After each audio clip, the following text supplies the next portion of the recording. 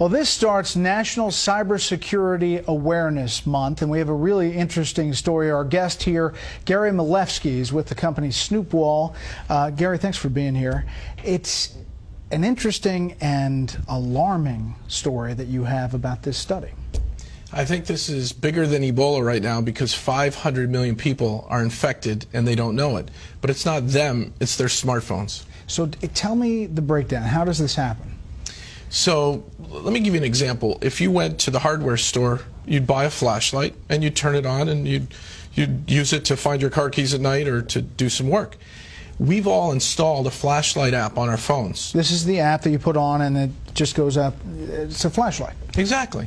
And instead of being a normal flashlight, when you hit the on button, this flashlight app is kind of like a real flashlight from the hardware store, except it was made by Mr. Gadget. And it opens up and it says, Brett, can I have your name, address, credit cards, bank account information, family photos, videos, where you're located right now, and all your friends and contacts, and can I send that out over this little satellite dish attached to the flashlight?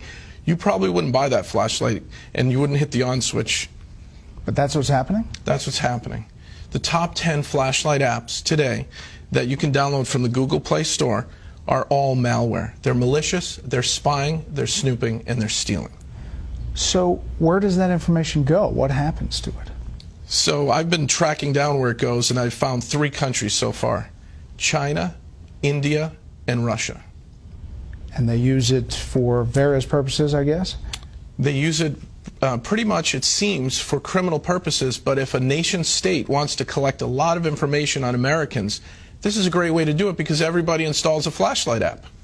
So what do you tell people? Don't install flashlight apps, period? In some cases, you actually have to not only uninstall it, but you have to factory reset your phone because they install Trojans that when you uninstall some of these flashlight apps, the Trojans are still installed, waiting to run and operate in the background while you're doing important things like mobile banking or reading your contacts list and things like that. That's amazing. This is a new kind of finding?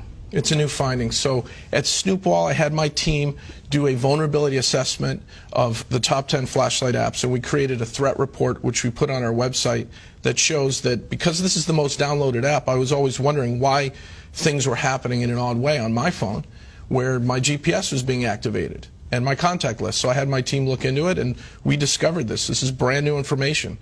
Top 10 flashlight apps, 500 million downloads, all acting in a very malicious way. So if you're telling somebody now, what would you tell them to do? Drop that app and restart your phone?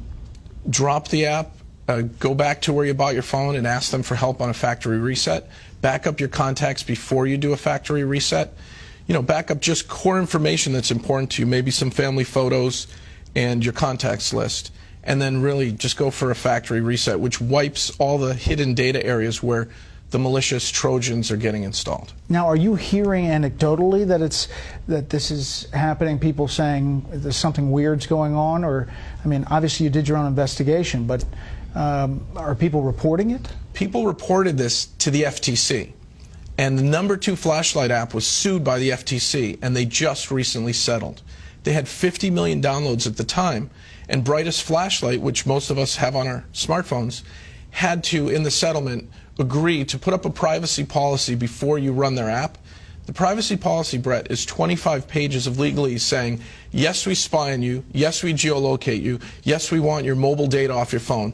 We want all this info, accept or don't run our app. And most people don't read it and they hit accept. That was their settlement with the FTC.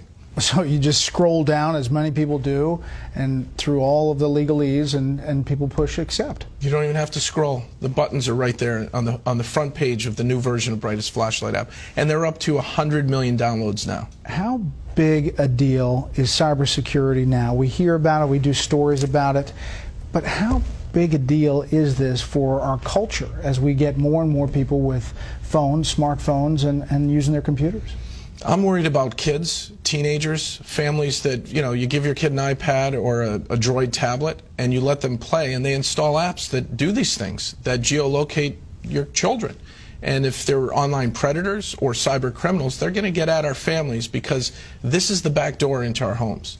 and even into our businesses because we've installed malware and not known about it. So you would recommend going to the hardware store and getting the flashlight instead of actually getting the app? Get a real flashlight, or look for a flashlight app that's under 100 kilobytes, because the ones that spy on you, it tells you their file size, they're 1.2 megabytes to 5 megabytes. Those are big files to just turn the light on and off. So if you find a really, really tiny flashlight app, a privacy flashlight, you'll be safe. Wow, that is unbelievable news, and thank you for coming in. Again, the website? Snoopwall.com. Okay. Gary, thanks a lot. Brett, thank you.